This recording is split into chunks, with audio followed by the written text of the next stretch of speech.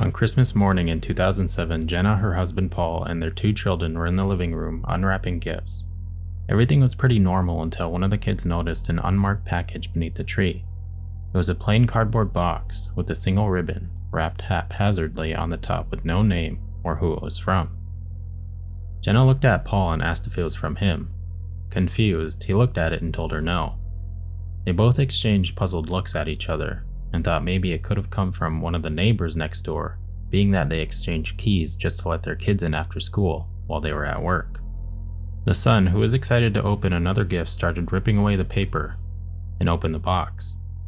There were no toys, clothes, or anything a normal gift would be. Disturbingly, it was a stack of photographs. Jenna leaned in closer to see what the photographs were of, possibly expecting to see old family photos, but her heart sank when she saw the first picture on top.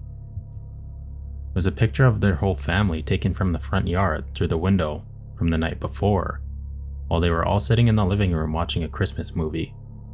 Not wanting to scare her kids, Jenna handed over the pictures to Paul, and he flipped through them. Each picture was more invasive than the last. Pictures of them in the kitchen, the kids in their rooms, Paul and Jenna in the hallway, and even pictures of them sleeping. Thinking it could be a prank, Paul called the neighbor next door and asked if they left a plain cardboard box in the house.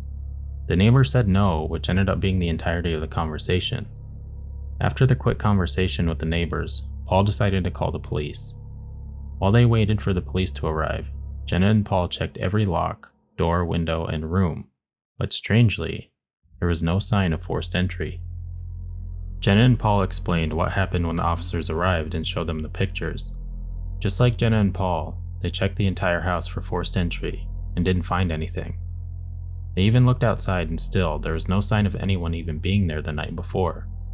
After the house sweep, the officers took the photos and the box that came with them. Sadly, that was the last time they would hear from the police because there was no evidence of anything around the house besides the stack of photos. Days went by with nothing else happening.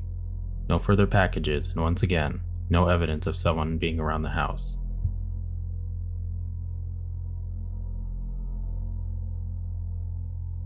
One night in 2002 on Christmas Eve, Amy and her husband Mark were getting ready for dinner. As Mark was carving the turkey and Amy was setting the table, she received a text from an unknown number.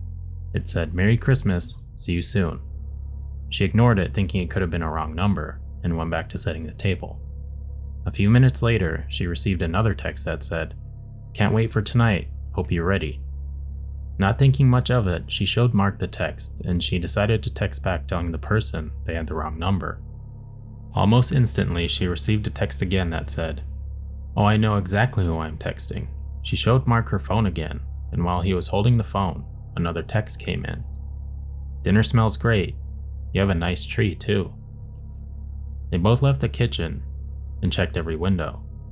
All of the windows were locked, closed, and the curtains were drawn, but they just couldn't shake the feeling that someone was outside, watching somewhere. This was when they decided to call the police, and as she was dialing 911, Amy received a text that said, "No need to call them, they'll be too late anyway."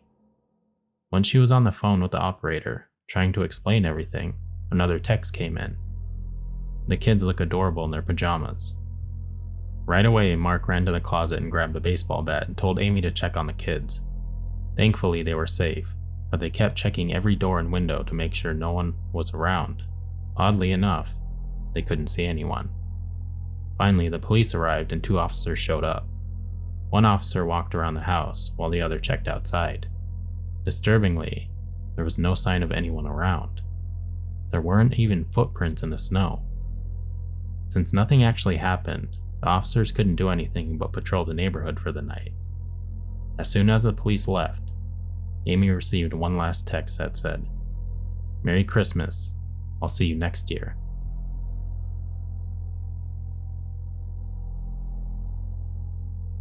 On Christmas Eve in 2010, 7-year-old Alex had a plan to catch Santa on camera.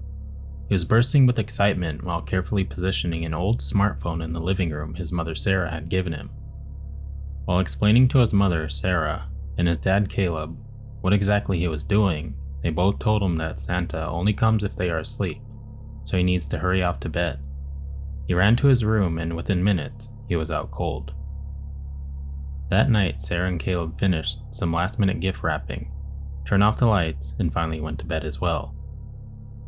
Morning came and Alex burst into their room excited to check the video on the smartphone.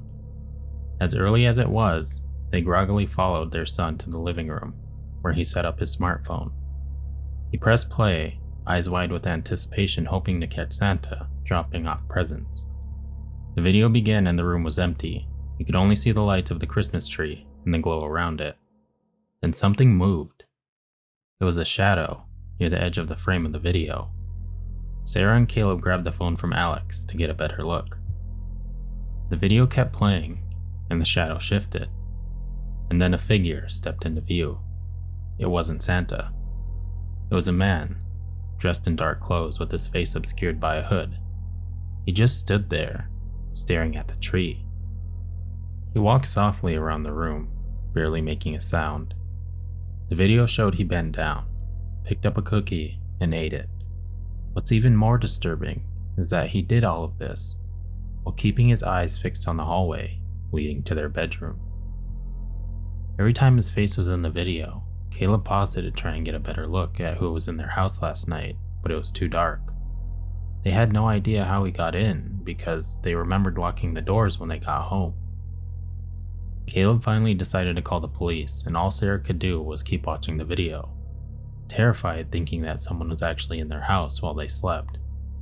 The video went on, and when the man finished the cookies, he slowly walked towards the hall. He stopped, turned around toward the smartphone, and waved.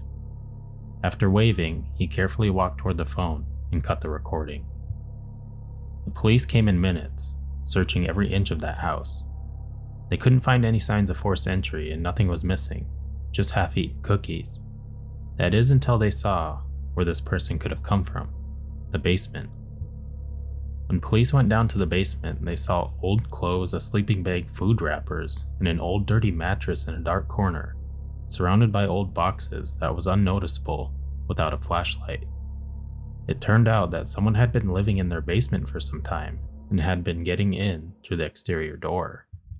Police were never able to find out who was in Sarah and Caleb's basement or for exactly how long, but after the incident, Caleb hired contractors to completely seal off the exterior door that led to the basement